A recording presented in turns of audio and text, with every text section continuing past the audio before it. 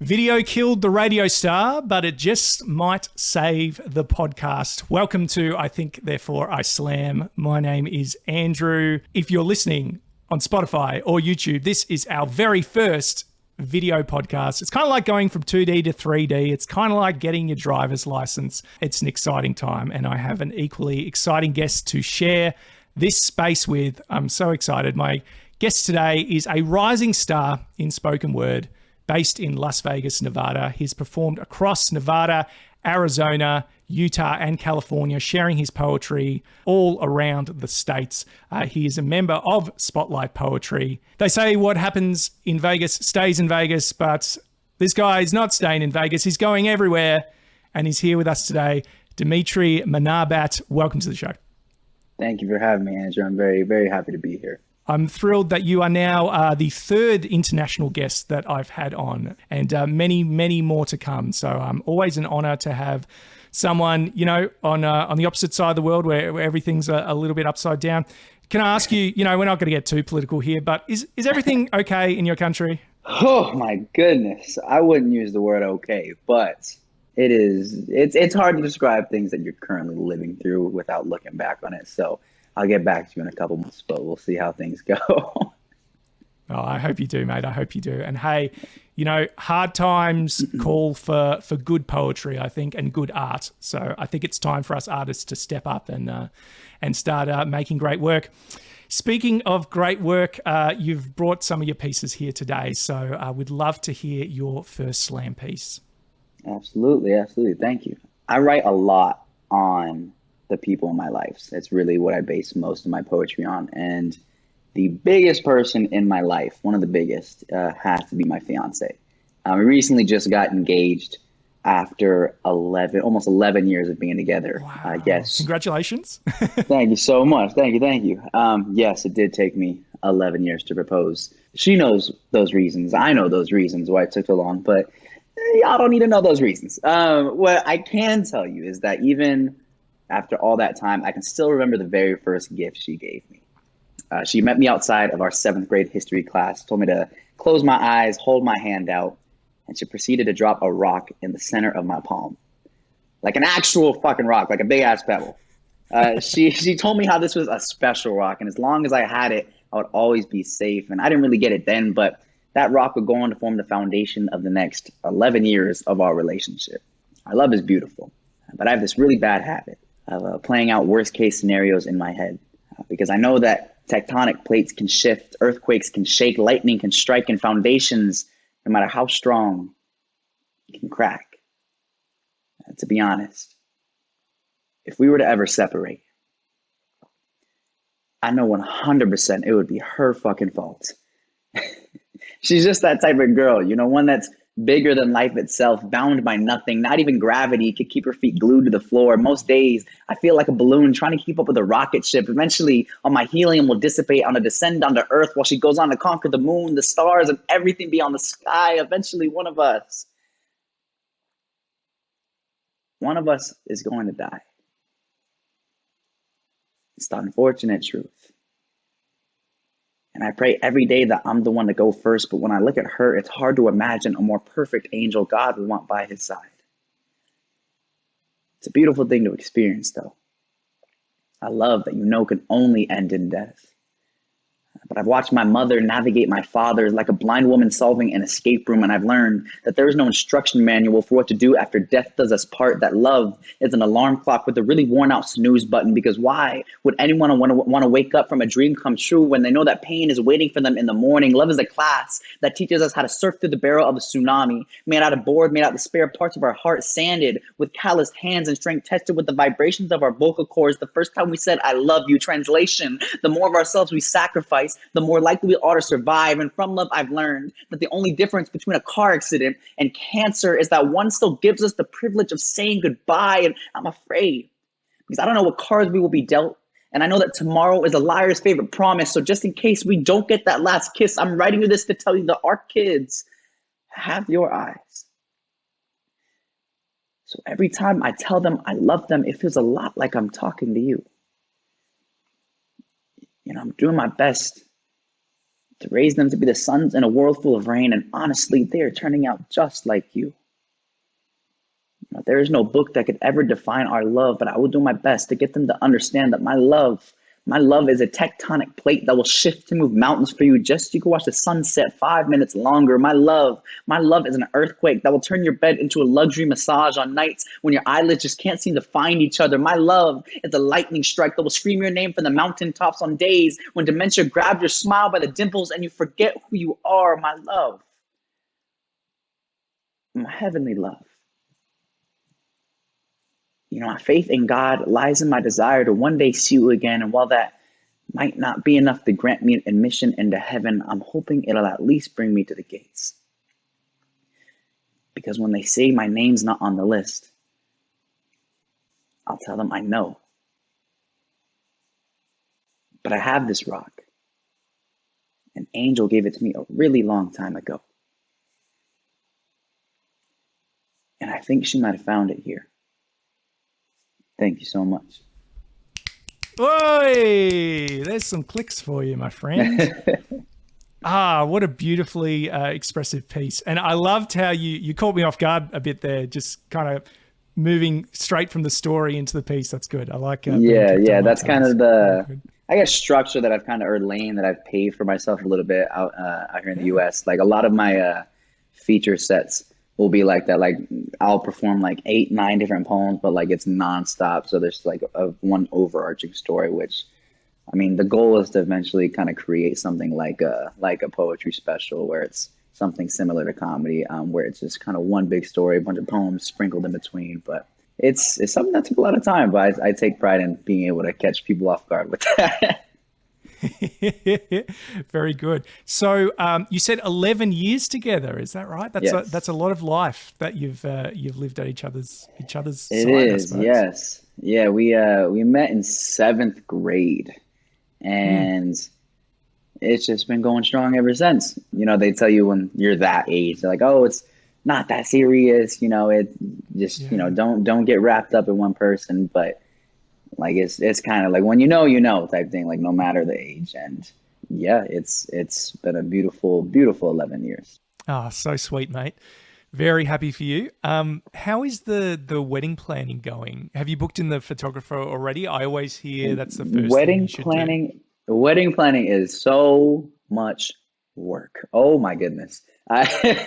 We actually just purchased our first home. So that's how I proposed to her. She had always asked around like year 7, year 8. She was like, so like, when are you going to propose? Like, what's the deal? What's happening here?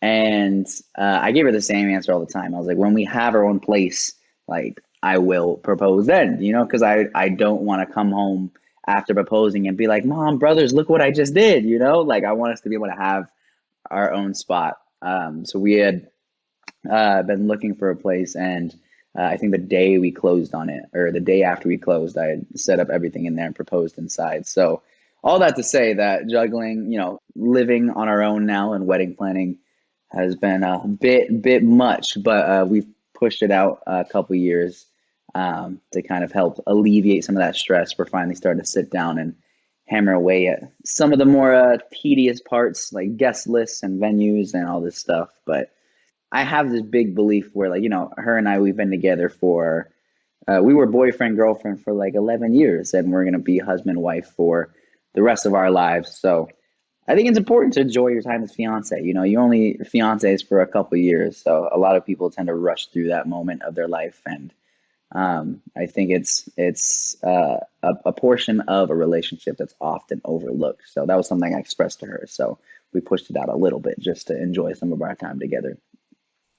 And is the rock a true story, that part of the piece?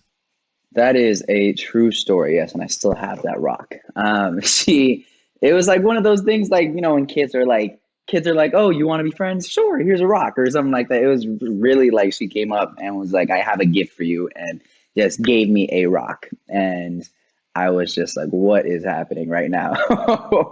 But yeah, it's a true story, and definitely a great symbol for a poem, I later learned.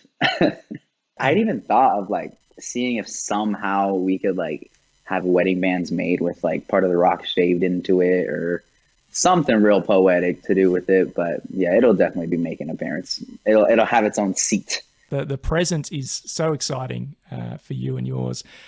So that's the present. Let's do a little rewind into the past, shall we? I want to know, Demetri, what is your origin story of starting to create and share your work on stage? It is a stressful one. I grew up in a half Mexican, half Filipino household. All to say that this was not okay at a certain point. Like poetry, arts was just not something that was super supported. My original plan, like with everything, was to go to medical school, be a doctor of some sort. Had gotten good grades, got accepted to college, and was continuing all of that. But English and writing in general had always been, again, kind of put on the back burner. Something I was always good at, but never really, I guess, entertained as an actual career path or something that I could actually do. And it wasn't until COVID had hit when everything kind of shut down and we weren't in school because I had planned on going to school out in California. And if you know anything about college in the United States in general, but especially California, it is so expensive. The school that I was planning on attending, my loan didn't get approved for it. And like I had already registered for classes, I met my roommate, like I had already almost started moving in. And they had said, hey, loan didn't go through, like you can't go to school here. So obviously super upset, a lot of emotions. My mom was the most upset just because she felt really bad because I was going to be like the one person in the family outside of her to go to college. But we had kept saying like, you know, something, obviously like everything happens for a reason. Like I'm not able to go because of something we probably can't see yet. And the next couple months is when everything shut down and everyone was just, it was the pandemic. Like it was very unforeseen circumstances. And I just remember all my friends still having to pay like that extreme tuition to go on to attend school online. So definitely that. But also, unfortunately, my dad did pass from COVID. And it was one of those things where I was lucky enough to not be in school in California and be able to spend that time at home. But that was definitely, his passing was the shift in kind of where I decided to, I guess, pursue passion-wise. I remember going back to school after he passed, I just wasn't like in it anymore. Like my head wasn't in this whole idea of medicine and just pursuing science and all this stuff. Like I just couldn't see myself doing it for the rest of my life, and made the rash decision without telling anyone to just withdraw from school. And I pretended like I was still in school for at least a semester because I was so afraid to tell my mom. But yeah, eventually, well, I rewind. Sorry, I'm like, story around that time often gets clouded just because there's so much happening. But I'd withdrawn from school while my dad was still alive, and I ended up telling them on Christmas Day with a letter because no one gets mad on Christmas. You're not supposed to get mad on Christmas, you know? So I was like, that's like the perfect idea, is just to tell them on Christmas so they can't get mad at me.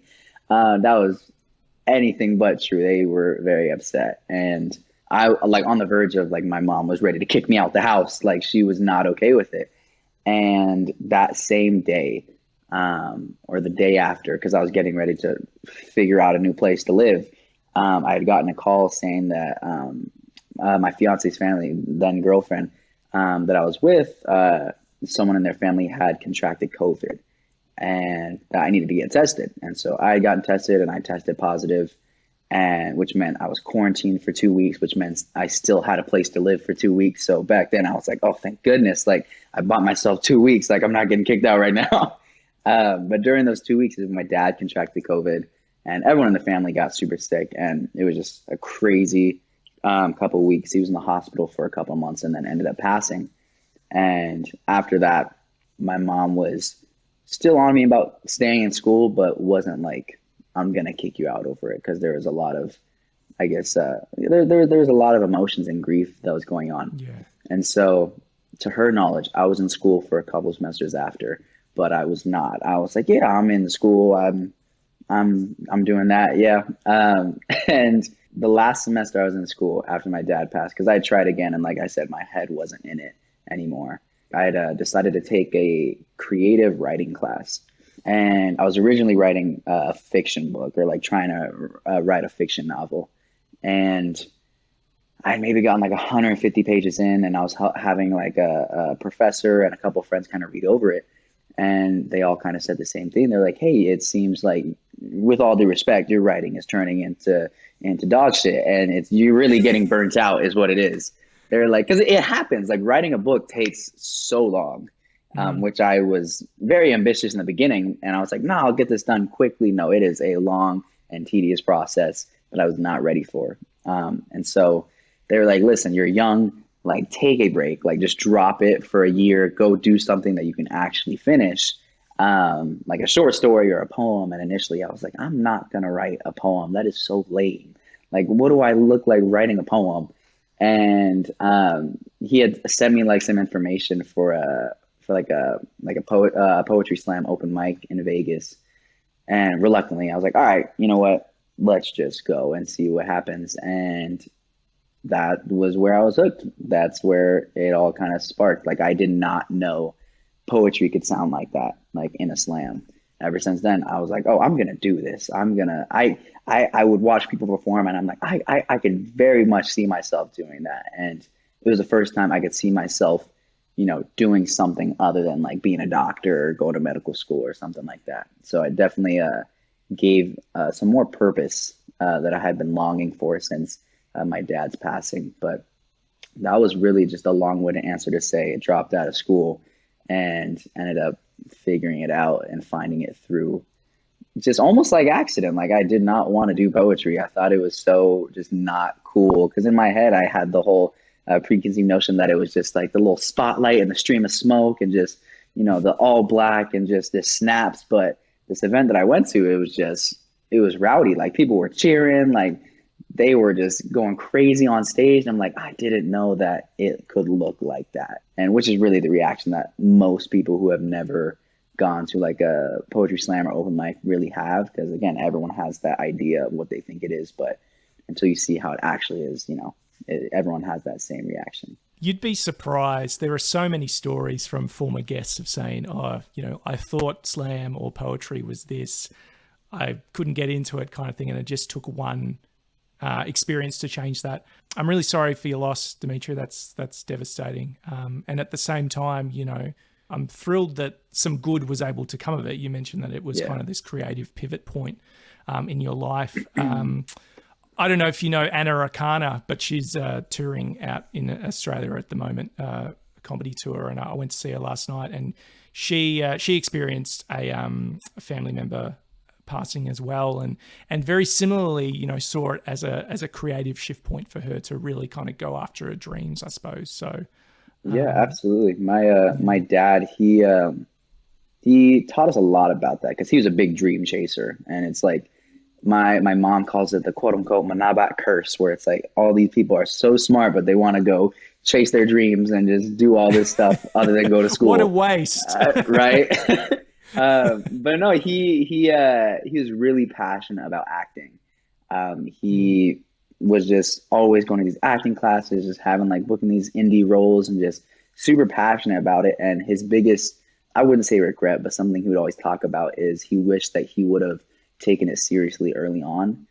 Because by the time he started to take it seriously, like, he had kids and a family, and obviously that takes priority. So it was something that kept replaying in my head was that like, this, I have an opportunity to take this seriously and, actually make something of it. I had tried for so long to like stay in school and finish it just because like that was one of the last things he told me was like, and what I found was so unfair is that what he told me was like, hey, you should just make sure you finish your school, listen to your mom. And then the rest of my brothers was, yo, do what makes you happy, follow your dreams. And I'm like, what is this? And I'm like, are you the oldest? Second. So I have an older brother, it's me, and then two younger brothers.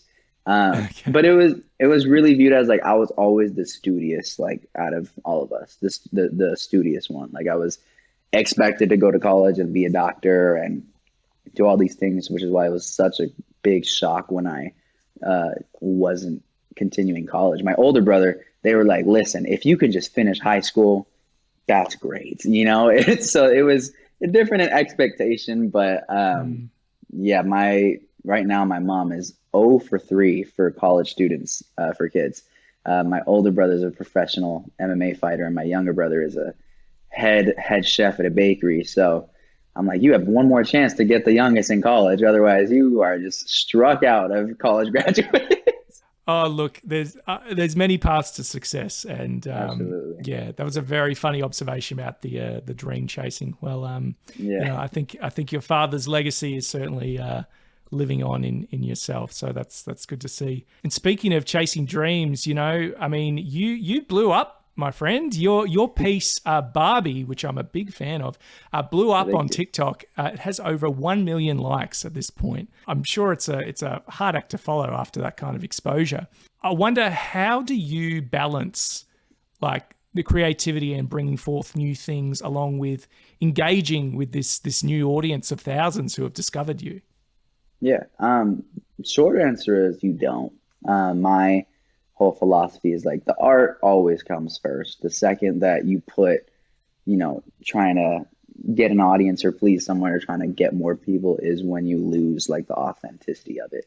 The biggest kind of rule of thumb I have when I guess posting anything or I guess starting any kind of segment on social media or anything is like, is it something that I genuinely want to do?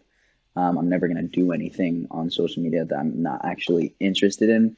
I feel like that takes away from the whole point of it. But yeah, art for me is the first priority. I don't view myself. There's so many people that are like, oh, you're like an influencer now. I'm like, by no means am I an influencer. I am an artist who just happens to post their work on social media because that's all it really is. Like there's no attempt to kind of influence anyone to that. I always preface my sets in live shows with that is like my job is not to get you to agree with me. I'm like, the only thing I can promise is that you will probably hear something you don't like tonight, and that is a guarantee. But my only job is to just share my stories and share my perspectives in the best way I know how. Like that is the biggest job as artists. And once we start to put, I guess, engagement over that, it can start to lose some of the original authenticity that it once showed. And it's difficult because once you start, I'll be honest, once you start seeing those numbers, I'm like, damn, I gotta post something quick. Like I gotta find this momentum. Like I gotta do something now. And I shortly realized, like, number one, if you did it once, you can do it again. And number two, I would much rather wait to put out a great piece of work than to put out kind of stuff that I don't even really like every day. I feel like there's more power in admiring your own catalog and admiring your own work rather than just kind of putting something out just to do it.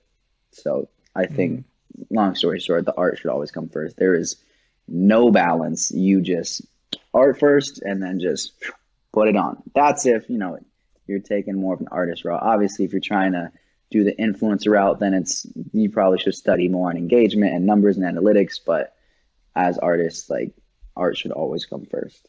I feel like we need a new term that can kind of fit alongside influencer. So, someone who obviously has an audience and is trying to reach people, but is doing that with I don't know, does it need to be like an expressionist, or maybe we just say artist? Maybe like an artist is someone who is presenting their work to an audience, and that definition hasn't changed. So maybe that's just what we run with. Yeah. It's weird. Former guest of the show, John and Glazos, right now has had a little video of his, a little Instagram reel of his. It's almost at 10 million views at the moment. It's not poetry related, but it is very John. It is very whimsical. And yeah, it's fantastic to see, people that wearing that breakthrough or that success, well, I suppose. Mm-hmm. I think we all need to be careful. Like it can be so enticing and hypnotic to look at that number and be like, why does not number go up? Yeah. And to get discouraged. Yeah.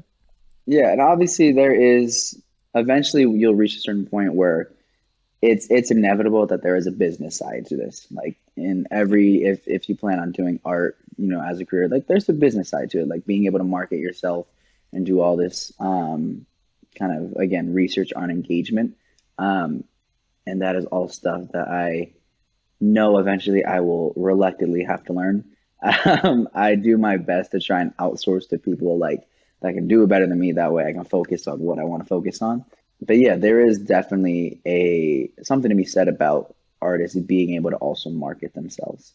Again, not everything is about views or likes or anything by any means. I believe that whatever I post will reach whoever it needs to be.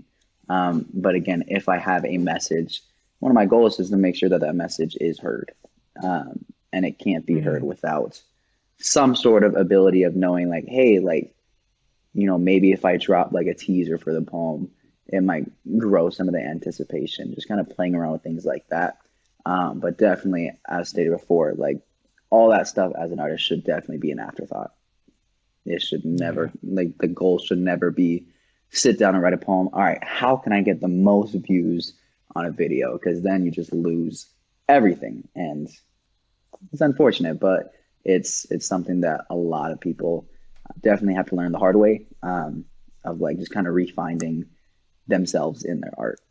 And I feel like there's a whole subset of people out there who claim to know like the secret. They claim to know the secret of like the perfect title and thumbnail and this is how you lock people in. And it can be very convincing, but I've watched probably too much of that stuff. And I just think that no one knows. I just think you cannot bottle stuff. I mean, there might be some things you can do that might give you an edge, but there's so much that's beyond your control. You don't know what's going to resonate with 1 million people or 10 million people. I'll be honest, like that's I completely agree. Like I'm sure, like again, there's all these big influencers, social media people that probably have some sort of method with creating that stuff.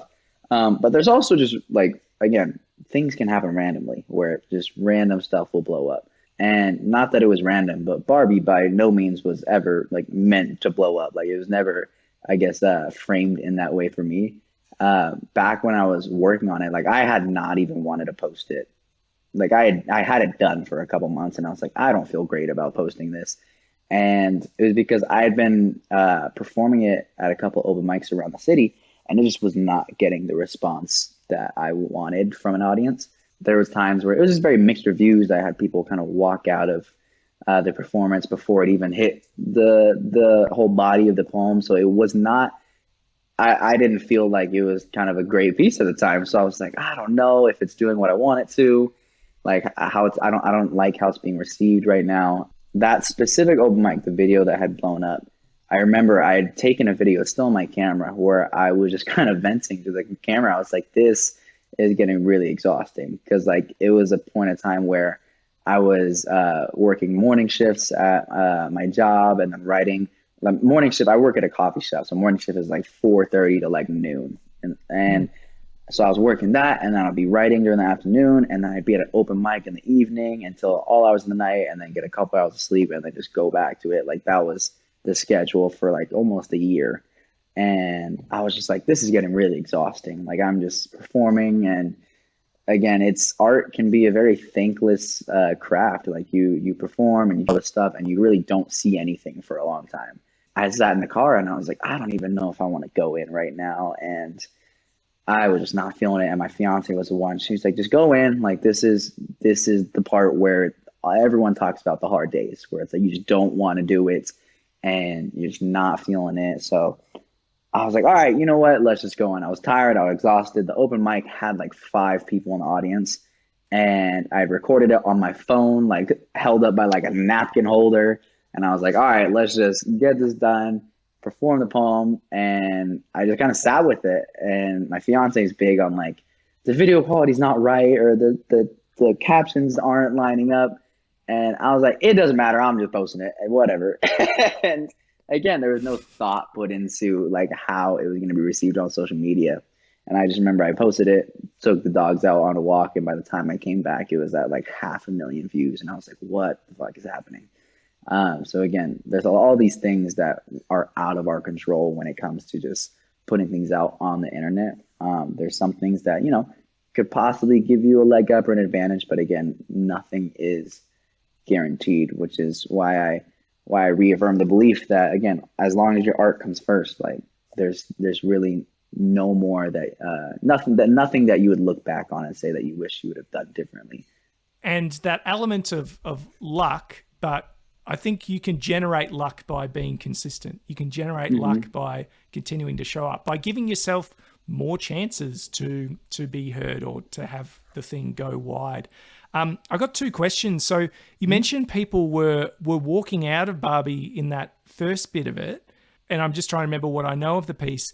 Is that because people were kind of hearing the first bit before you kind of get to what I'm going to call the twist? Yes. The plot twist in the poem, they were hearing that and going, oh, this is far too conservative or whatever for me. Do you think that's what was happening? Most definitely, yeah. It was a very pivotal point in kind of my philosophy as a performer, because I saw them; they looked very disgusted at what I was saying, and wow, as they walked out, I was like, in my head, I was like, I have two options now. I can say, hold on, wait, there's a twist coming, or I can just double down and just keep going.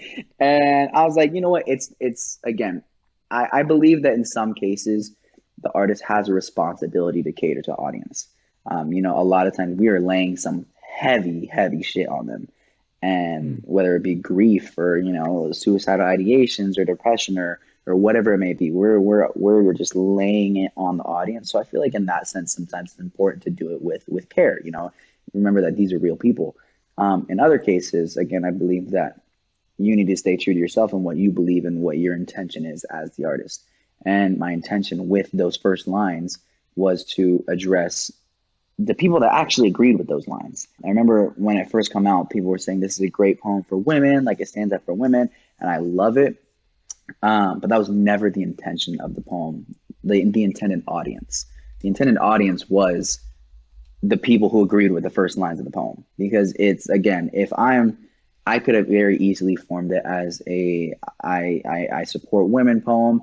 At that point, I would have been preaching to the choir. Like I'm preaching to people that already believe everything I say. One of my thought processes going into the poem was, how can I reach people that don't agree with any part of this poem? And again, it's just with a hook that they might find appealing and they might actually agree with. And so even if that gets them a couple seconds into the poem to listen, hey, like this is what this means, it was worth it. It was worth a try.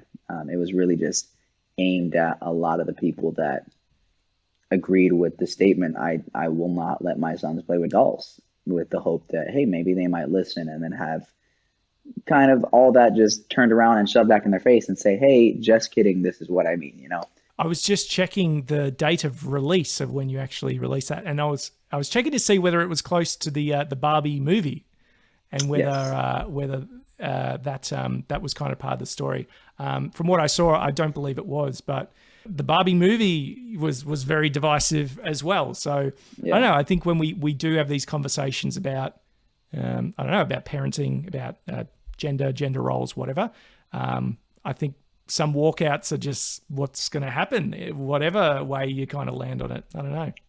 Yeah, I've learned that anytime you implement your opinions into your art, you're going to get opinions back, and there's really no way of controlling it. So as long as you are genuine in your intention, like that's all you can really do. And there's an art that is maybe being lost in the modern world to see a difference of opinion not as a threat. Do you know what I mean? And to be sensible in receiving that and expressing that. So yeah, it's good to hear you've worn it well. I want to ask you about the Spotlight Poetry Slam team that you are a part of.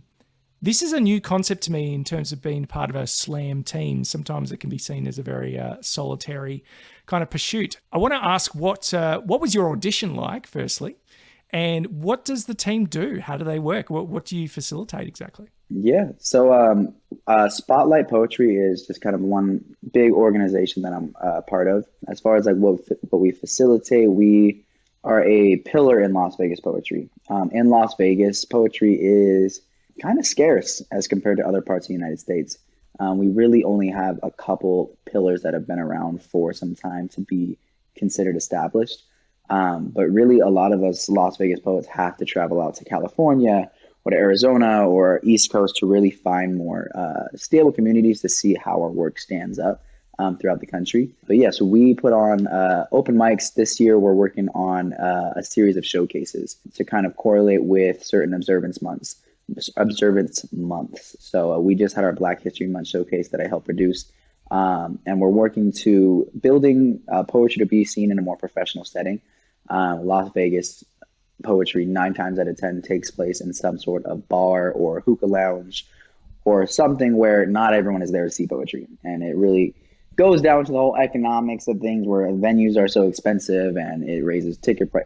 It's a whole other conversation. But our goal is to really, again, help lift poetry to be seen on a more serious and professional level.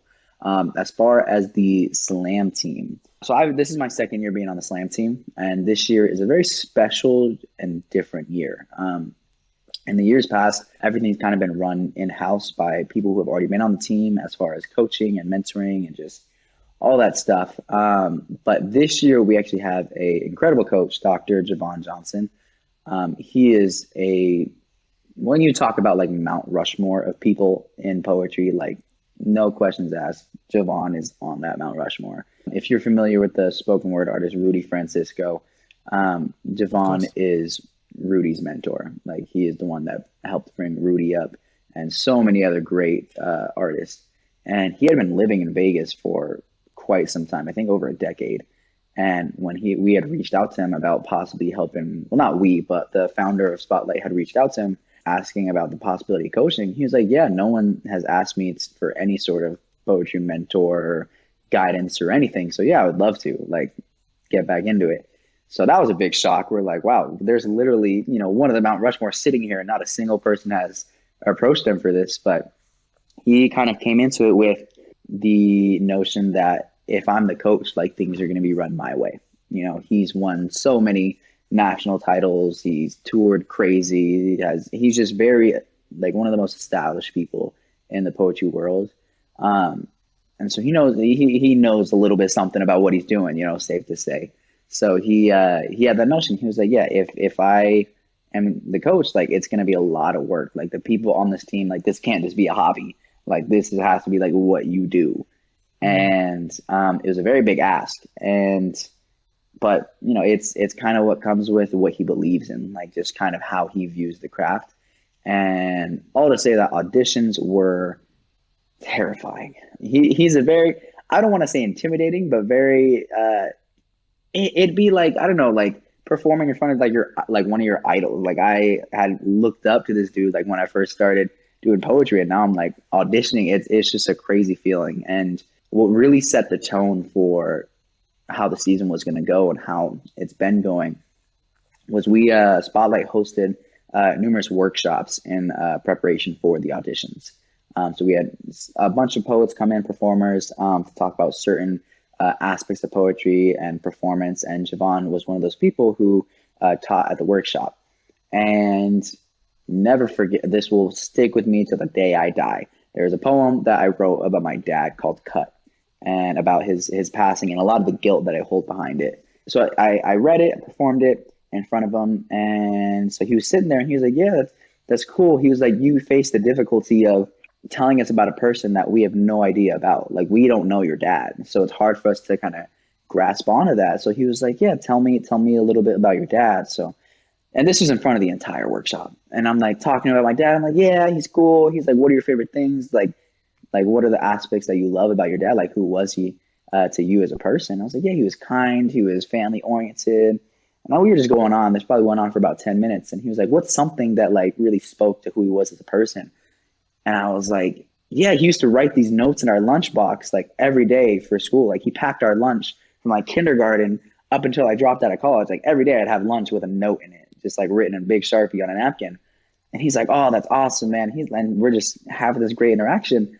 And he's like, all right. He's like, now I want you to perform the piece again. But this time, right before you start, I really want you to understand that you are never going to get another note from him ever again. And it just tore me apart. Right. I just like was shivers down to the core. And I was like, all right. So I performed it again. And I'm like just barely holding it together. And he's like, all right, I want you to do it again, but really understand like he's not like coming back. Like that, like you're not going to see him again. And all sounds harsh, but I performed it again and I'm just like barely holding together. And he's like, I want you to turn back and look at everyone in the room. And everyone is just like sobbing and crying and like just red face, just ugly crying. And I'm barely holding together myself.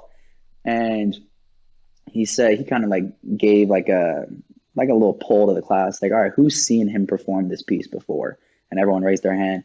And he's like, who's seen him perform this piece better than what he did just now?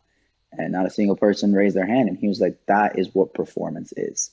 He said, performance is literally taking someone's hand, saying, hey, let's take a walk. I want to show you something, and just taking them along for that ride. Because when we as performers, and especially spoken word artists, we kind of get into this form of autopilot to where like we kind of go on stage, recite the poem, and we've done it so many times. We're not really thinking about the weight of the words that we're saying. Like it's one thing to just like say, I miss my dad and just like keep going over the poem, but it's another to really like sit in that and what it means and like feel like, what comes with those lines, like give them kind of the credit that they're due. And it was also a very valuable learning lesson as well, to where like not everything is meant to be shared. Anything you put on stage, you should be comfortable talking about in like a normal type of conversation. And it was one of those things where I was in a point in my kind of poetry, I guess, career that I would talk about the most vulnerable things on stage, but I would never talk about them off stage. Like I would never have conversations about my dad, like with like about things that I was feeling regarding my dad. And he kind of told us like that's really the biggest mistake, because people think performance is, and he has I believe a doctorate in performance theory. He's a professor at the university in Las Vegas, but he specializes in performance theory. And he's like, people think that when you hop on stage, like you go into this performance and it's really extravagant. He's like, we're performing 24/7. And he's like, your goal as someone on stage is to make a room full of 100 people feel like you are just talking to them, like make it feel like a one-on-one conversation. And he's like, if you've never had a one-on-one conversation with someone about this, how do you expect to be able to I guess convey that feeling while you're on stage? And I remember leaving that workshop and I was just like, I don't even know what to do right now. Like I was just so lost because he had just like Wow. torn my world apart, but like in the best way possible, where it just made me finally understand like these poems have a weight. Like these aren't just words anymore. Like this is real stuff and we need to treat it as such. And so I had come back to the audition and I performed the exact same piece with kind of the edits that he he inspired, and it ended up with me making the team. And that's kind of really what the season is about, is just really understanding like these poems are powerful and you need to really live in what you are saying. Don't get stuck there, because that can be a very dangerous place to always be in. But when you're performing the poem, don't just recite it, like perform the poem. Like just you're just reading words, like perform the poem. And perform doesn't mean, again, not over the top or there's all these theatrics. Perform the poem means talk to me, like tell me how it is, like really show me all that emotion. And that's really been the whole heart of this season for the team. And luckily, we have a great team, and everyone has really ran with that concept. And the amount of growth that I've seen in the past couple months, not only in myself, but in my peers as well on this team, has just been unimaginable. And yeah, just having someone who has definitely been through a lot of poetry and has been through so many life experiences definitely helps. Because one of the things he would say is, listen, I lost my dad too. And he's like, so I know what the feeling is, but you're not convincing me of anything. And it's like, you need to like, he was like, I know you're hiding behind metaphors right now. Like you need to say what you're actually trying to say, because as someone who's been through the same thing, he was like, you're not reaching me and I should be the first person you reach. So it was all a big, just out of world experience to have that type of coaching from someone. I remember leaving that workshop. I'm like, dang, I used to look up to the guy. I don't want to see him right now. Like, I'm so upset. But Wow. it was important. And so, yeah, we're I guess Slam team is It's very, very similar to just like indie slams or just like kind of being on your own. We essentially send like just one person or group pieces up each round, and then works the same as a regular slam, just highest score wins. But yeah, it's been an incredible season so far. We're just about to get into the, I guess, competition run. March is just full of competitions all the way into like June or July. So we're really about to get into the thick of it. So it's all just been prep work right now. Like every Saturday, Sunday, every weekday of my existence outside of work has just been poetry, and I'm just ready to start performing again. Oh, what a fantastic rundown. So you really got you met your Stanley Kubrick, you really got your dose of Yes. method acting there. What an incredible opportunity to be coached by someone like that, and to see it, have such incredible results in your work, and that definitely comes across. So you're part of this larger team. Are there any other ways that having that like-minded team, again, not just being someone who's doing something solo all the time, how has that kind of elevated your craft and your wider life? It's made it much easier in the sense of knowing I'm not alone. I Yeah. remember the first year I was doing poetry, it was really like I was going to these events by myself, writing by myself, and it gets really lonely and it's really hard to keep going because it's like there's no like just any external force like encouraging you. Like there's a beauty in kind of going through something with someone else. People say it all the time, like for example, if ever in the military or if you're ever like kind of just doing something that's really hard with someone else can make it much easier to get through. Because you're by yourself, there's really no one there. So being part of this larger team really helps kind of keep me grounded, especially when I feel very discouraged about certain things. But also, it kind of follows this idea that iron sharpens iron. Like I had this conversation with one of my teammates. He was really discouraged about like a lot of just his work and just what's going on. And I had to break it down to him. I'm like, look, his name is Penehudo Williams. He's a fantastic Samoan poet, like one of my favorite personal favorites. I had to break it down to him. I'm like, you are one of the best writers and performers I know. It is just really hard to see that because we spend so much time together, and we're all high caliber writers. And I was like, it's you have no perspective yet. Like we haven't performed at all. You've been stuck with us for the past months, and it can get draining.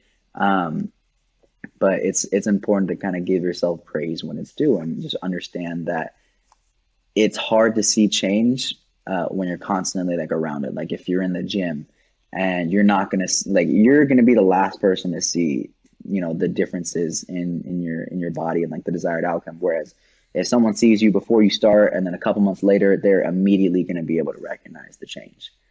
So I feel like a lot of that is what's happening right now. So again, being part of the team helps keep you grounded in moments like that.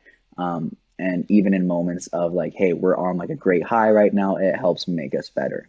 Everyone says like the East Coast of the United States, like New York, Philly, Baltimore, Maryland, like those are all kind of like hyperbolic chambers for poetry, where it's like you go there, you spend a week out there. That's like 3 months on the West Coast just because of the amount of high caliber talent that is out there.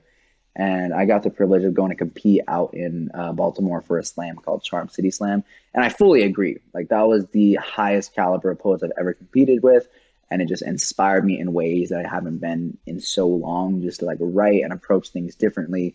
And again, being a part of a team and being surrounded people who want the same thing as you helps again, like bring you to those levels. Yeah, surrounding yourself with excellent people helps normalize excellence. So when you're Exactly. when you're the new person in the room, you feel that tension between like, or maybe that imposter syndrome, whatever you want to call it, where you go, oh, I'm not sure if I'm up to this caliber, but then you spend more time and you take on feedback and you get coached like you did. And then gradually that becomes the normal. And all of a sudden you're performing, writing, creating at this really high level. But you're right, you can't necessarily see that because that's become your norm. Become the expectation. Yeah. Yeah. So it takes kind of that external input of people to go, wow, I've seen your growth. I've seen your improvement. That's the best I've seen you perform that piece for that to become real to you. Yeah. And it happens a lot with I guess with artists in general, but I remember I was at a event the other day, and that piece I was referring to about my dad that I performed in the workshop, it had gotten posted on the Slam's Instagram, and someone that I was at the workshop had watched it, and they came out to me at the event and just said that was like the best like run I've ever seen of that poem, and you made all those corrections, and like you could see like the changes in it. Where in my, I knew that was like the best run through that I've had, but just as a self critic, like I'm like, yeah, but I could have hit this line harder, and I could have done this different. But it's from the outside looking in, it's important to recognize a lot of that praise and a lot of the work that has been put in for it. And that was definitely a big example of like, hey, like I am making positive changes with these pieces, and it's showing, which is nice. It's cool to always want to, get better, but it's important to always give yourself praise, because this constant loop of just trying to keep going and keep going can get exhausting, and yeah, it can get very discouraging at times, and oftentimes leads to burnout because you're constantly reaching for something that you're never going to obtain, which is just perfection. Like you're never going to get there. So It's important to recognize the milestones and just changes and just celebrate those from time to time. Baby steps. Demetri, I want to talk about this Associated Press article that you were featured in. It was about the changing cultural expectations of second and third generation Asian Americans. I want to know, how has your cultural background influenced your work as a spoken word artist, and how you experience the scene? It is probably the biggest explanation or reasoning or everything for my spoken word. Both my Hispanic and Filipino background, like we are natural born storytellers, which is how I describe my work. Especially on the Filipino side, like just taking my dad for example. One of the things people remember about him was his ability to tell a great story. Like, and it's cultural. My teammate Pene, he comes from a Samoan background. A lot of these Pacific Islander, Asian, Hispanic, just a lot of minority communities have kind of their own form of, I guess, like a griot, like someone who keeps these stories, who shares these stories, who paints them in a way that are enjoyable to digest, I guess to say. So all of that has influenced how I approach spoken word. I pride myself on telling a good story, and stories really are, I tell people all the time, stories are the cheat code to engagement. Like it's naturally in our human primal instinct to be drawn to stories. Like people love a good story. So if you can, that's the first piece of advice I always give to artists is, if you're wanting to, I guess, start sharing with people, learn how to tell a story. That's really where it starts. As far as content wise, I am just starting to scratch the surface. Pene Huro, again, who I mentioned earlier, speaks a lot about his culture, and it was something that I always admired. But growing up, I always felt very disconnected from my own. I never really kind of understood exactly what it meant to be Filipino or Mexican, and it was just something that I just kind of said when people were like, "Oh, what are you?" But I never really understood the weight of all that and the history that came with it. And a couple of years back, I was blessed enough to visit the Philippines for the first time, and I got to see where my grandmother grew up and where my grandfather grew up, and just learn, like, see where I come from. And it was a beautiful realization that I hadn't gotten to experience before. Like it gave me a much larger gratitude of who I am and where I come from. So recently I've been touching on those subjects, talking about my grandparents' history, or just culturally, like stories that have kind of transcended generations in the Filipino or Mexican culture. That's definitely going to kind of be the tone of this next kind of roster of pieces that I start presenting over the next year, of very political heavy, but also intertwined with my culture and who I am, and how these politics, in the United States and even in the world, impact where I come from and the people who live where I'm from. So much good stuff to look forward to. I think we're all keen to hear your second piece that you've brought today. Absolutely. Growing up, games were a big part of my family. Hands down, we loved the great game. My favorite, probably most memorable game that I played was when my mother would yell, "Red light, green light," and I took off. Careful not to lose my balance, so when she yelled, "Red light, green light," I take off. "Oh, you lost," she says. "Better luck next time."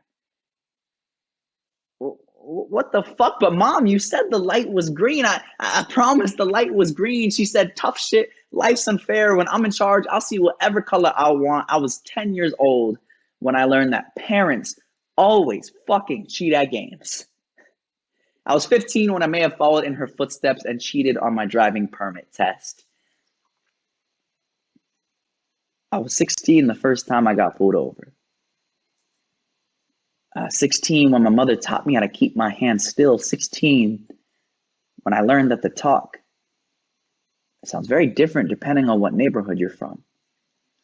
On one end, kids get to learn about gender and sex, respect for consent, and how to avoid STDs, while others are stuck on consensual searches, Miranda rights, and how to avoid getting fucked by the police. We're programmed differently into robots fighting robocops because it's hardwired, and our hard drives take a hard right anytime HP starts to flash drive because people like him are afraid of people like me. You can't command me. My people command the ocean. We control sea, intimidated by the caliber of my voice, seeing holsters his hip. Now he's trying to copy me. Control C, still in the fruits of my labor, stashing in his apple sack. He's a serial killer. Applejacks, graduated from corrupt police university. CPU, bad Apple Mac, two-faced. AI, double-crossed. AI got me second guessing myself like I'm innocent, ain't I?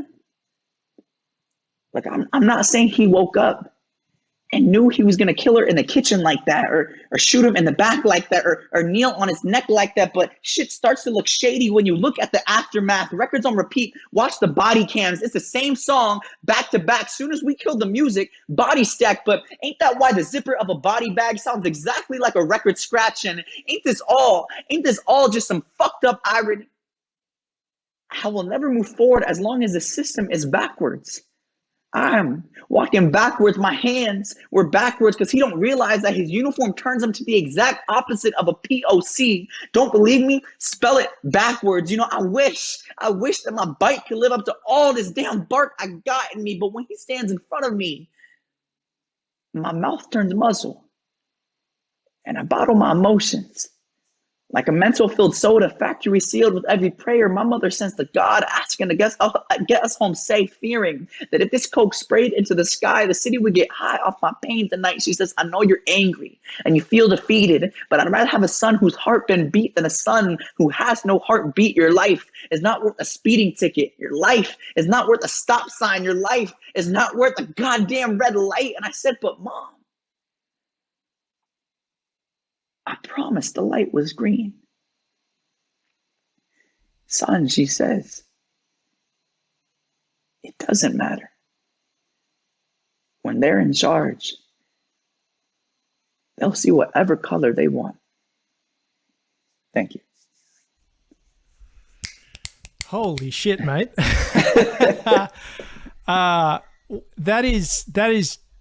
That's just wonderful.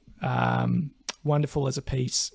So meaningful, so impactful. And I don't know, I feel like you packed everything that I enjoy and I look for in a slam piece into those few minutes. So thank you for bringing that one. I want to talk about something that's quoted on your website now. Mm-hmm. Your website actually states that one of your goals, Demetri, is to help push spoken word poetry to be viewed as a mainstream art form alongside music, acting, comedy, etc. And those are some words I can get behind. Hell yeah. I just wanted to ask you, how do you think we get there as a society that has so much what I'm going to call creative commodification, as in art is often devalued, seen as disposable, seen as very much like a part of everyday life, but that almost kind of works against it, and it's kind of seen as ubiquitous and cheap. Yeah. Did you have any thoughts? The biggest way for us to be taken seriously as a craft is to take ourselves seriously. And I mean that by a lot of people, whether it's a hobby or not, they really view it as a hobby, and they don't pride themselves on kind of being professional or acting like this is their job. I'm especially with this last production that we just put on for Black History Month.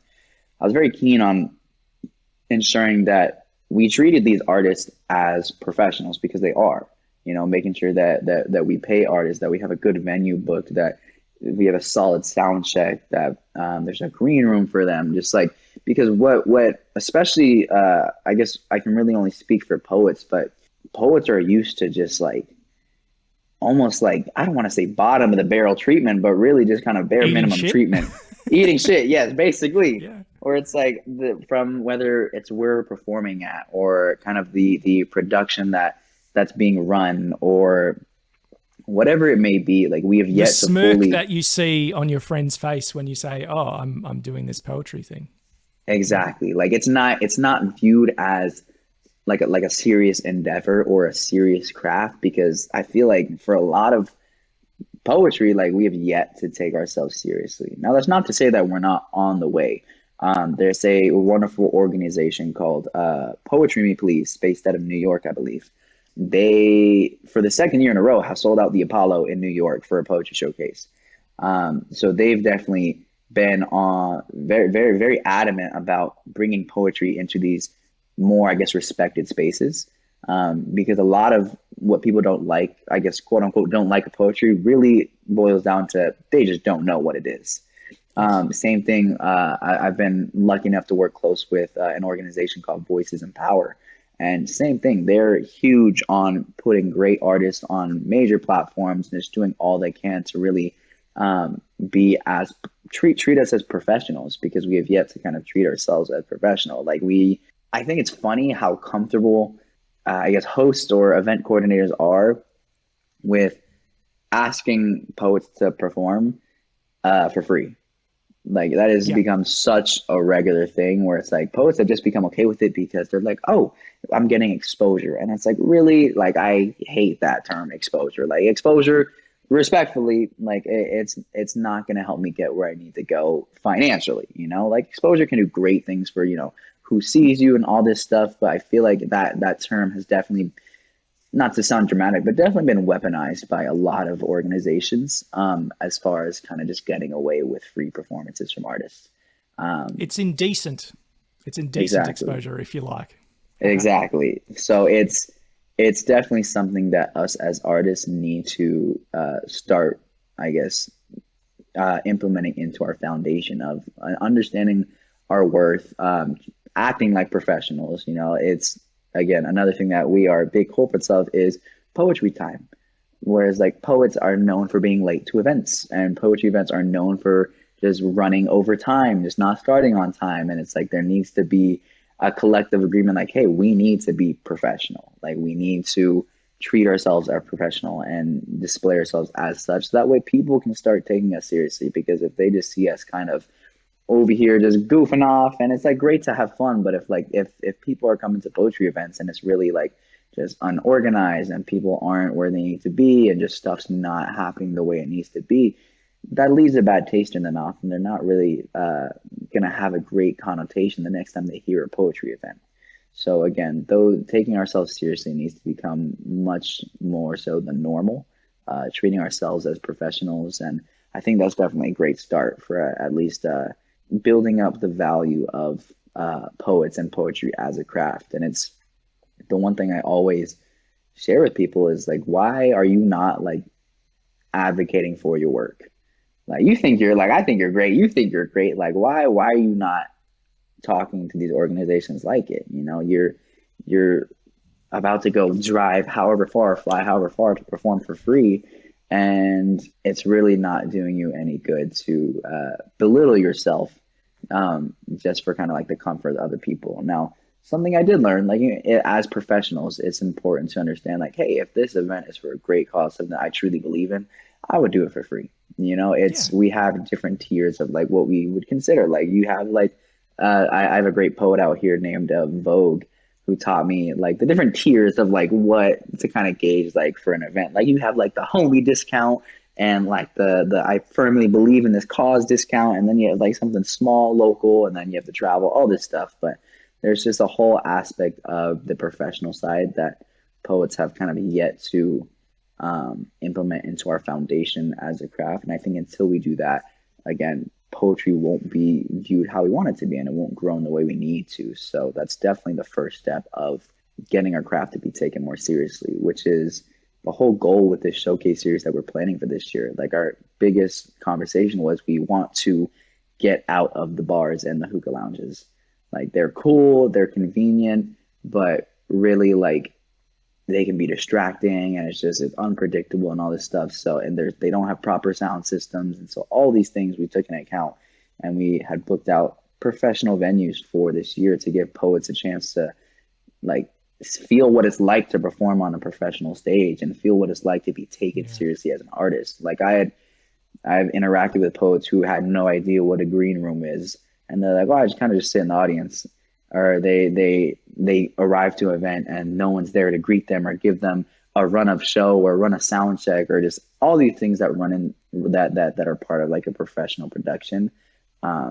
Poets are completely just kind of blind to. So I think it's about time that we start making that the new normal of poetry. Yeah, so well said. And I think you mentioned like the homie discount, the different tiers and whatever. I think thinking win-win is really important. And I think everyone knows what it feels like when you walk away from something knowing that you've compromised or you got a bung deal. Do you know what I mean? Yeah. And that you made yourself smaller to save face kind of thing. So I think there needs to be like a healthy give and take. I'm someone who's obviously very invested in the health of my local scene here in Melbourne. And spoken word has much more of an established history in the US than Australia.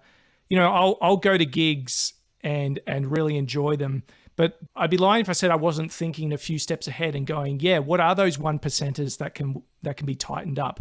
You've got a musician going on stage. Why isn't there stuff in the side of stage and we all have to kind of wait here while they tune and set up? Do you know what I mean?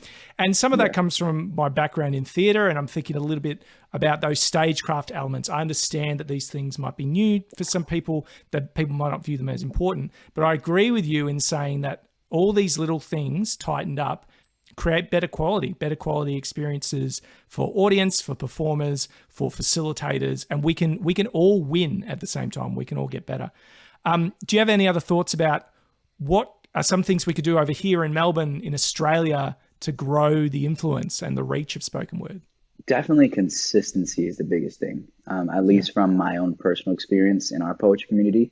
The biggest kind of downfall we have in Las Vegas is that there are very few consistent events, which means there's going to be very few pillars in poetry, which means it's not going to be an established craft. The bigger organizations out here in the United States are going to be like Voices in Power, that's a big one.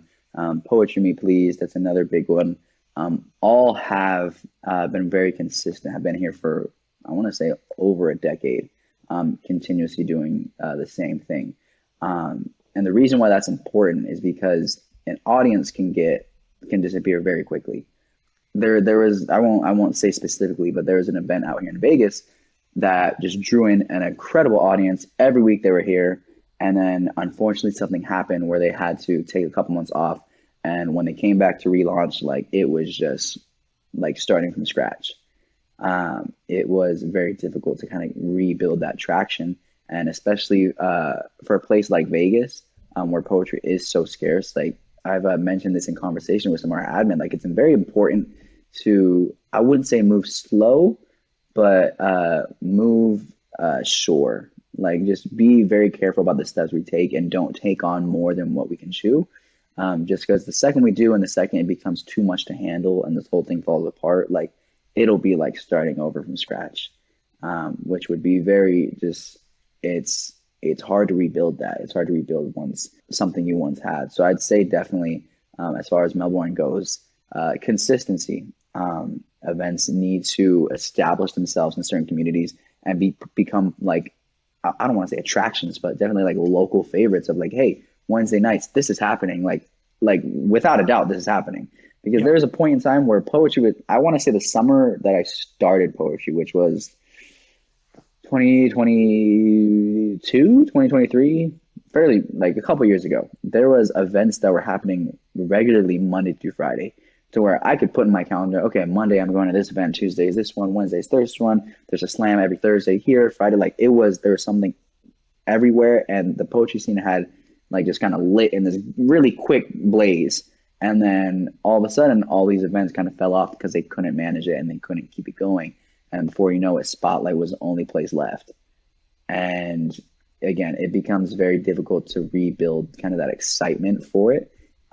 So definitely moving in a manner that ensures that puts consistency at the forefront and something that's able to be managed. Because again, like you said, talking about like just reaching an audience, like consistency is the most important part.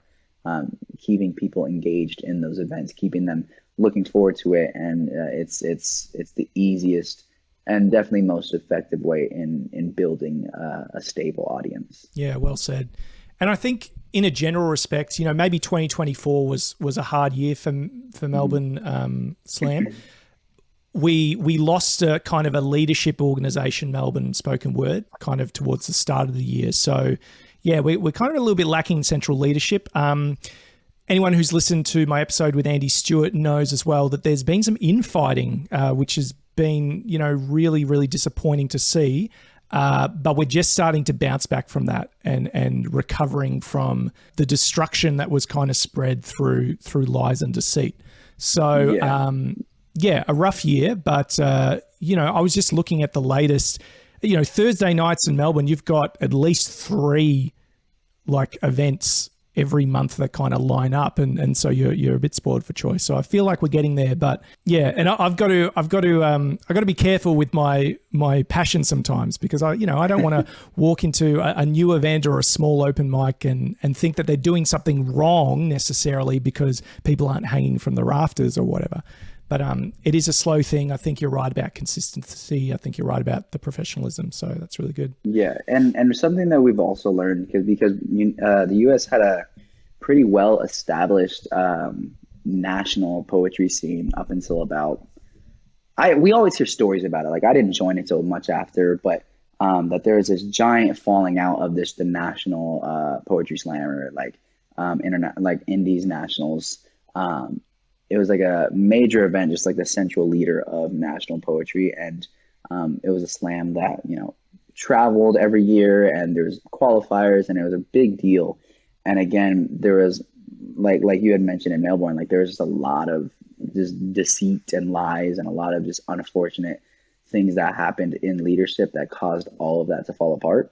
We haven't seen it since. I think we're coming up on almost like 10 years now, where there hasn't been a national competition in the US. Now, something we did learn is that essential leadership can be very, very tricky if the foundation is not correct. Even speaking with, my own coach currently, it's very hard when there's only one path paved for poets, or like only one person sitting at the top. Like there needs to be like different almost leaders, to where not everyone is learning the same thing from the same person. Not everyone is walking down the same path. Like there needs to be different avenues. And so something we've kind of seen in the US is regionals have skyrocketed in popularity. Regionals are the big thing now, not only because they happen multiple times throughout the year in different locations, but they're more sustainable for us at the moment. Like there isn't this pressure of trying to accommodate everyone in the country at once. There isn't this worry of something happening behind the scenes on a national scale. They've grown in popularity quite extensively the past couple of years. Like I know the one we're heading to in March is in New Mexico, which had just started last year, but they're coming back this year, and it's so much bigger. It's looking to be so much bigger than last year. So Fried is a popular one in Florida. They've been well established for a while. Bigfoot is out in Portland. So like we have all these different regional events that are happening, and we've really been thriving off those because it gives multiple opportunities throughout the year for people to kind of compete on that high level stage.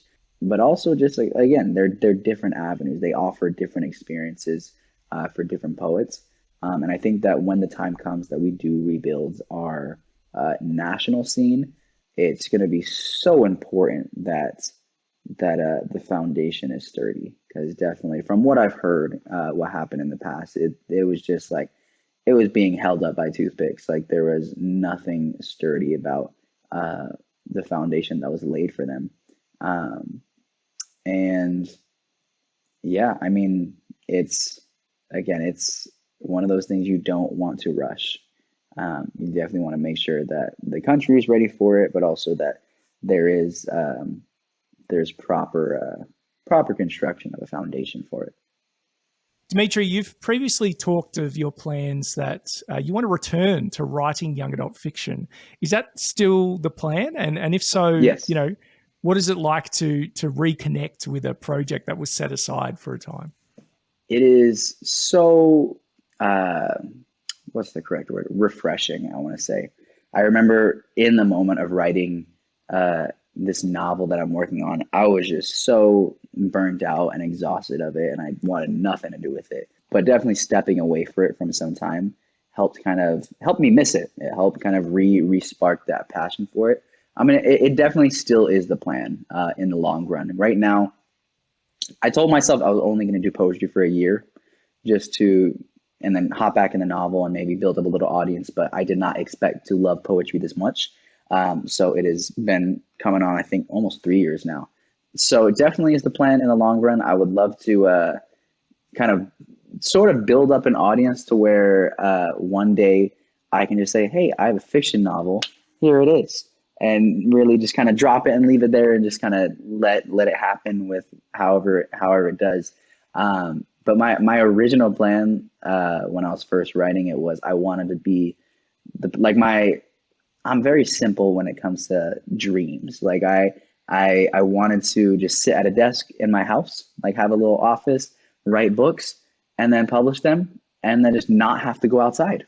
Like I just wanted to just write from the comfort of my home and just like have books out there, and just that's how I make a living. And I wanted nothing to do with the spotlight or being on stage or anything. And now we are here. So definitely is the plan to return back to that. I always am very consistent with this one request for my fiance. Like when we were looking at her house, the first thing I told her was, I need a deep basin sink.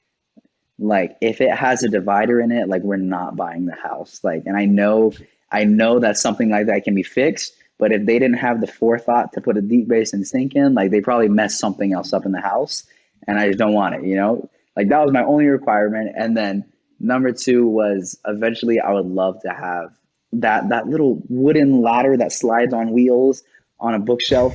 That's always been something that I wanted in an office.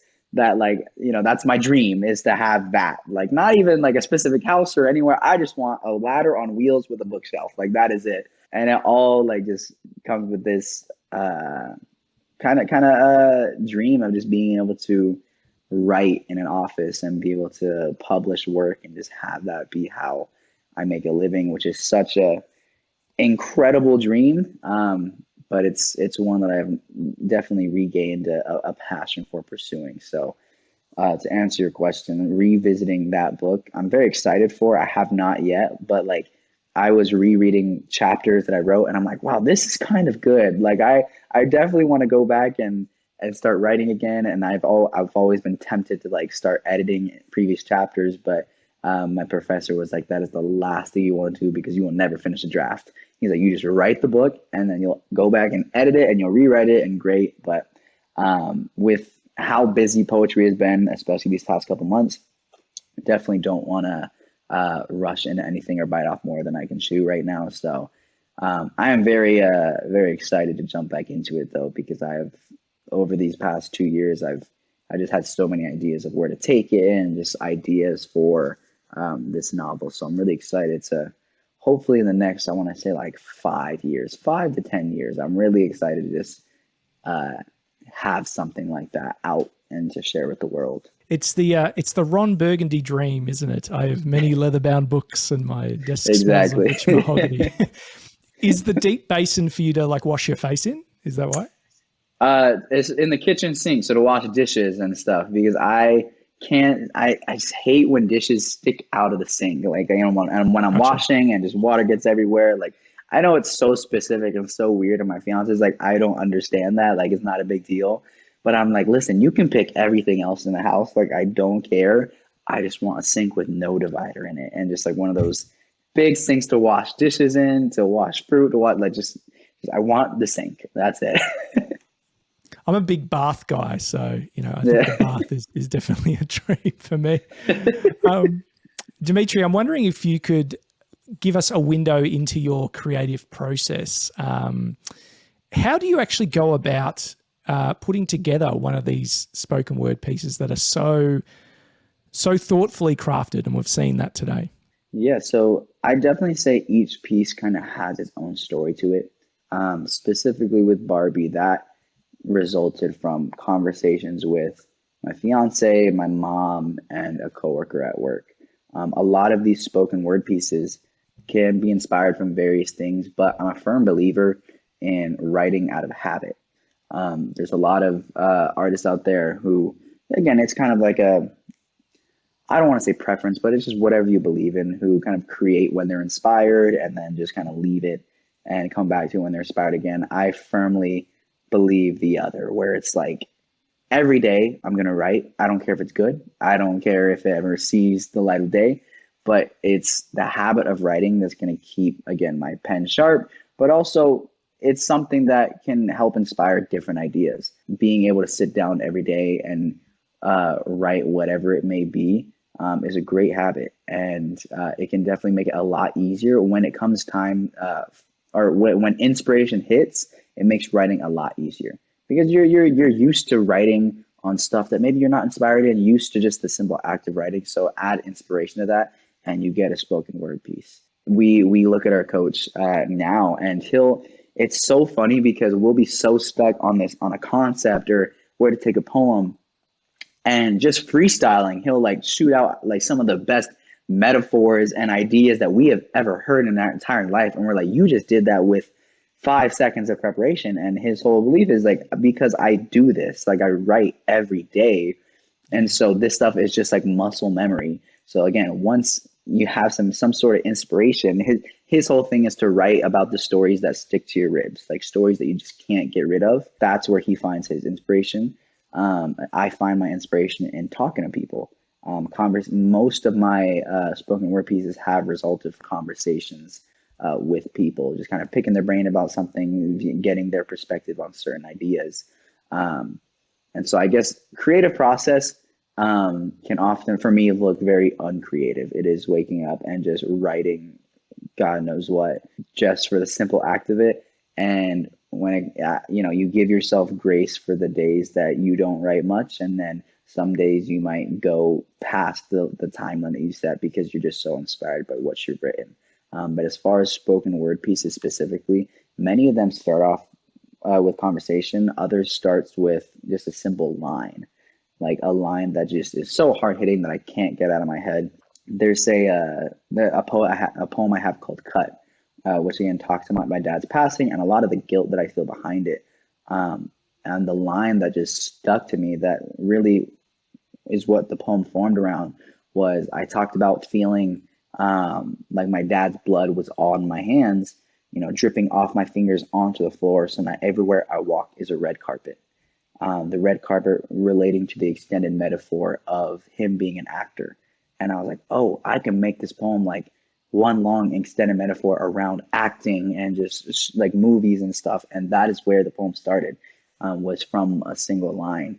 I'm trying to think of like other prominent pieces I know. I remember the one about my mom called Best Chef. For a long time, that was like a staple piece of mine before Barbie had come out.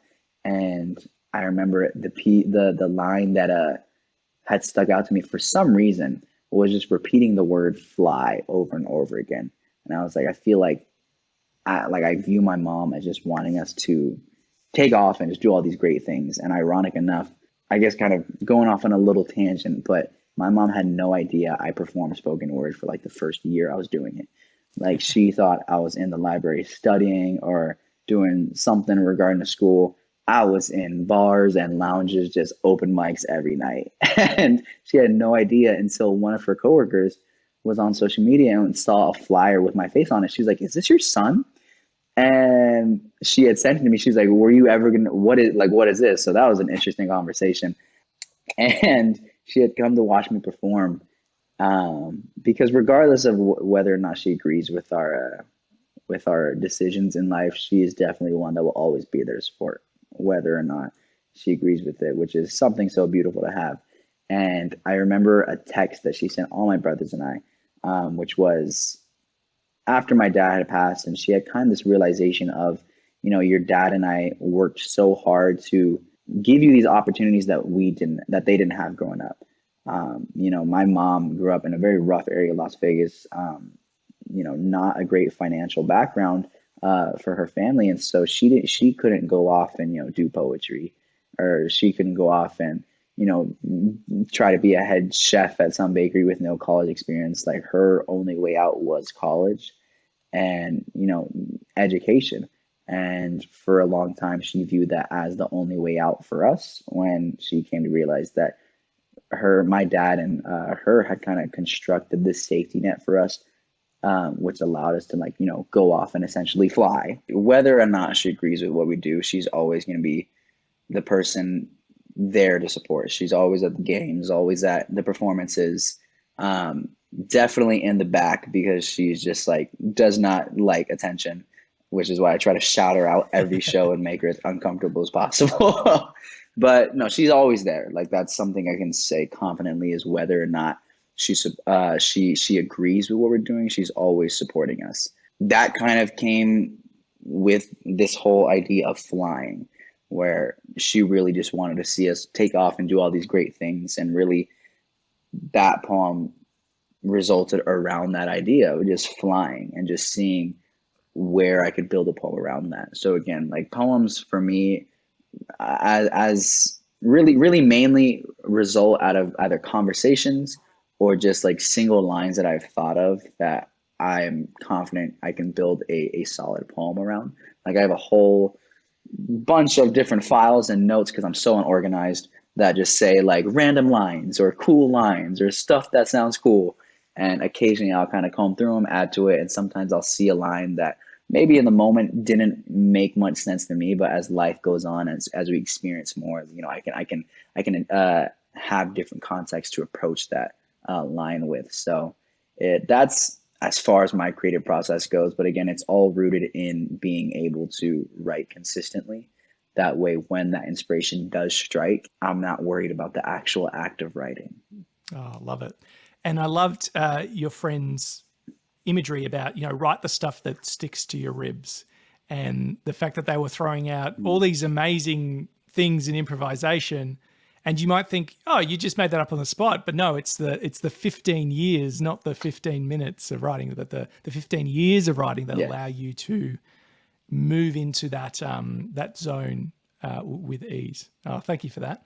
Demetri, you've obviously got a lot of stuff going on, but I'm curious whether you were doing something on Instagram called Saturday Sets for a while, where you were featuring different artists from your backyard. Are those making a comeback, or are they on the back burner for now? Yes, they are definitely making a comeback. It's something I really enjoy doing. I would always make the joke I'm a amateur journalist right now, because I loved the reaction people would get when I would find out bits and pieces of information that they're like, how did you even know that I did that? Or you could see something spark in them, where it's oh, he when we had discussed previously, I'm oh man, it means a lot when someone takes time to research who they're speaking to, and kind of really get acquainted with who's going to be sitting in front of them. And I loved having that same effect on other people. I did, unfortunately, because I ended them at the end of last year, because I had gotten pretty sick. When I don't get sick too often anymore. As a kid, I was sick all the time. But nowadays, I try to keep my health intact as much as I can. But when I get sick, it can be pretty extensive. So I was sick at the end of last year, and pretty much the beginning of this year, I ended up contracting pneumonia, and I was just in and out of doctors, and it was just a rough couple months. So And then now practices for our team are on Saturdays.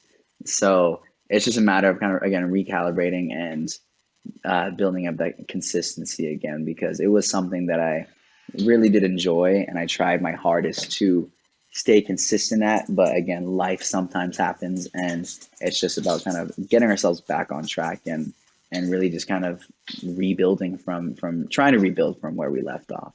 Sick. All right, mate. We'll keep an eye out for it. And hey, look, if you're ever after an international guest, let me know. I'd be keen to slip on.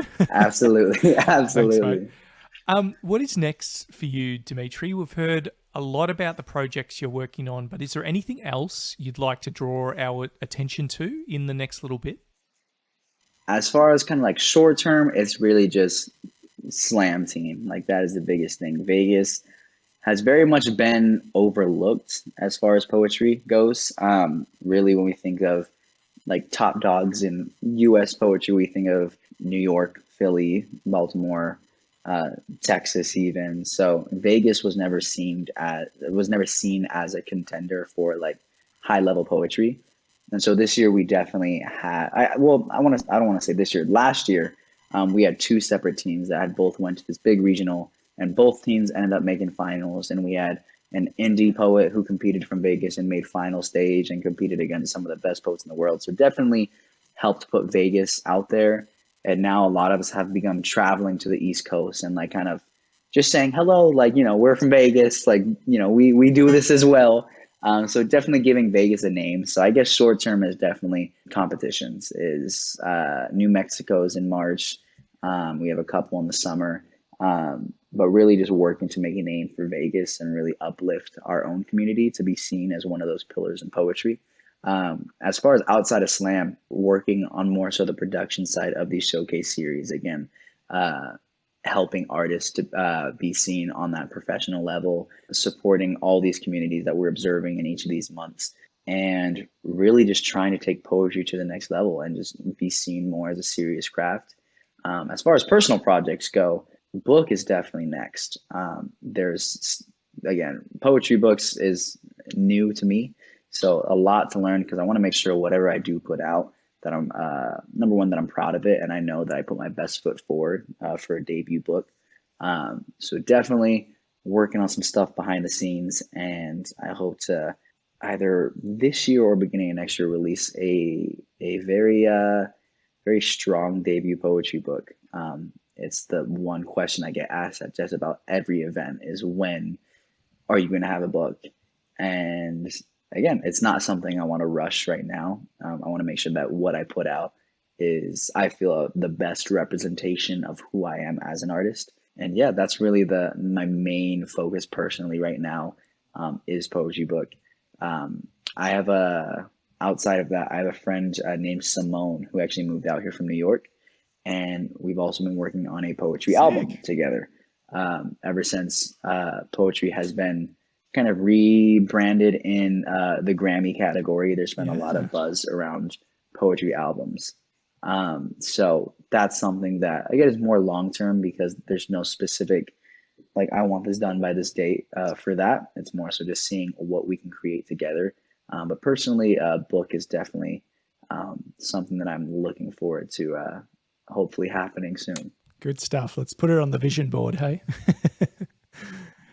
Absolutely. As we move towards the pointy end of our time together, we return to the overarching analogy of season 2, which is Demetri. If your creative work was an instrument in an orchestra, what instrument is it? Definitely the conductor, which I consider to be an instrument as well. They are the people that lead the orchestra. And I don't say that in any sort of arrogant way. I say that in the fact that poetry exists in all aspects of art, in all aspects of life, even. Poetry leads other art forms and other lifestyles in directions that only poetry can take them. We look at even taking music. People view music as a form of poetry. They view actual painting as a form of poetry. Like, there's poetry in expression. Like, poetry is kind of like the glue that holds all these art forms together, and it expands outside of art as well. There's poetry in a single mother raising a family. There's poetry in, losing a father and, making art out of it and finding light in it. There's poetry in all these things. And, as prevalent as poetry is, I think it very rightfully so deserves the spot as conductor. It's helping to kind of guide where not only we go in life, but where we go in art as well. Wonderful. You're not my first guest to choose the conductor, so there might have to be a little bit of a wizard duel to determine who gets it. No, that's all right. Yes. We can have more than one. That's fine. It's our own crazy orchestra. We'll do what we want. Now to the segment of the show shamelessly ripped off of Diary of a CEO. Apologies and thank you, Stephen. You've been left a question from my previous guest. So it's an absolute doozy left by Hamish Danks Brown. The question is, would you be willing to face persecution or punishment for your poetry if things ever came to that? 100%, no hesitation. I'm a firm believer in pursuing what I love and defending what I love. It is important to stand on what we believe in, not only in art, but in life. And that's something that my mom has instilled in my brothers and I very much since we were little. Poetry is one of those art forms that people look for in times of crisis. People look for words that can express how they're feeling. They look for words of guidance. And most of all, especially nowadays, they look for words of protest. It's very possible, especially in the current political climate, that poetry will be seen as a form of weapon. Like, our voices are the most powerful weapons that we own. We look at, people like Dr. Martin Luther King Jr., Malcolm X, even Maya Angelou, like these people who have been so prevalent not only in poetry but in the progression of our society. And had they not been fully committed to this craft, regardless of punishment or persecution, we wouldn't be at where we are today. As far as my own personal battles, I want to say Barbie was the first poem that kind of reconfirmed that notion, to where that was a piece that resulted in it got a lot of love, but equally so it got a lot of just hate, and just it exposed me to just very nasty sides of just not only the internet, but just society and the way that they treat people. After going through that, it encouraged me to continue with it, because I view it as, if that's the reaction, there's probably a chance I'm doing something right. Because if the day comes that everyone agrees with what I'm saying, I'm not doing something right. Because if everyone agrees with, especially when you're implementing your opinion into your art, if everyone agrees with you, you are either hiding parts of yourself or your beliefs that you are too scared for the world to see, or you are just working your best effort to try and please every person that you possibly can, in order to avoid that kind of hate. And neither option for me is a good one. So definitely that reaction from people is encouragement for me, and it reminds me that I am doing something right in my eyes. So good. A great answer for a great question. So, it's paired up nicely. Now, you have the responsibility, Demetri, of leaving a question for our next guest. So what have you got for us? Absolutely. I don't want to say it's not as heavy, but definitely something that I had expressed passion for in the previous conversation is, do you find it more important to create out of habit or create out of inspiration?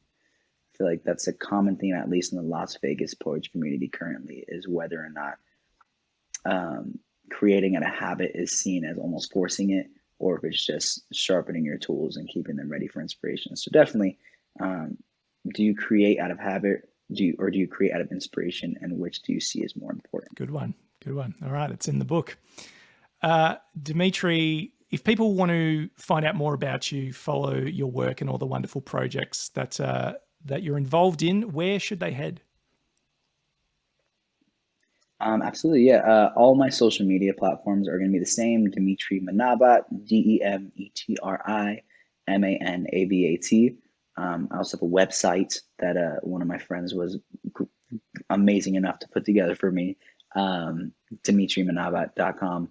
And as far as any events regarding Spotlight Poetry, all socials can be found at Spotlight Poetry LV as the handles. Wonderful. You've got one more piece that you're going to share with us before we wrap up. Oh, I'll do all right. As I stated before, much of my cultural background is storytelling, and that translates a lot in the poetry that I currently do. And I wanted to share a very important story that I learned from my dad. He used to tell me that the stars in the sky were eyes of every family member we have ever lost. And if I was ever stuck outside at night, not to be scared because there were angels watching over me. And the brighter they were, the longer they've been gone, the more wisdom they have, the more guidance they offer. The idea being that the North Star was our original ancestor. He also taught me that rain was angel pee. And that if it was ever raining especially hard on you, that was an angel just getting revenge. I'm not sure how much truth there is to that. But he also taught me that the ocean gave him superpowers, that as long as he swam out from the shore, his legs would stretch all the way to the bottom. So no matter how far he was, I could always be sure that his head would always stay above the water. And this is what made him a great father. He told us that we could talk to the stars, that if I shouted into a canyon as loud as I could, the sound would travel all the way to the bottom and slingshot to the top to set all the stars ablaze. And he was a storyteller. He created any story into real life. The hardest part of the day was watching him leave for work. The best was watching him return. 12 hours later, I'd hear the garage gears turn, jump up, look to my brothers and say, I think Dad's home.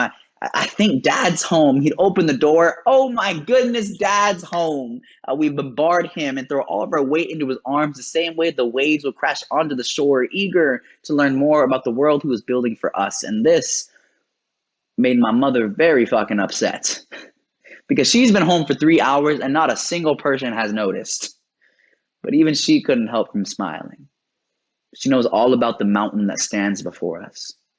Knows that he's the type of man that could watch Mother Nature give birth to Earth, crack his knuckles and say, watch this. When she molded the Appalachians, he built a pipe all the way to our house refrigerator just so we could have the cleanest, coldest drinking water. When she painted the Pacific, he dove to the bottom every day after work to find buried treasure. So when he walked through the door, he could give us dirty coins to add to our pirate piggy bank. Some call this lying. I call it working with what you've got. And when my youngest brother was born, I was so excited to teach him about all these stories, about the canyons, the trees, the stars. But before I could tell him about the angel bee, he looks up to the sky, points and asks, which one is Dad? And it was in that moment I realized that Mother Nature is married to Father Time. Knows all too well what it's like to create something beautiful, just to have it taken away, given back, then taken again. And is that not the best definition of growing up?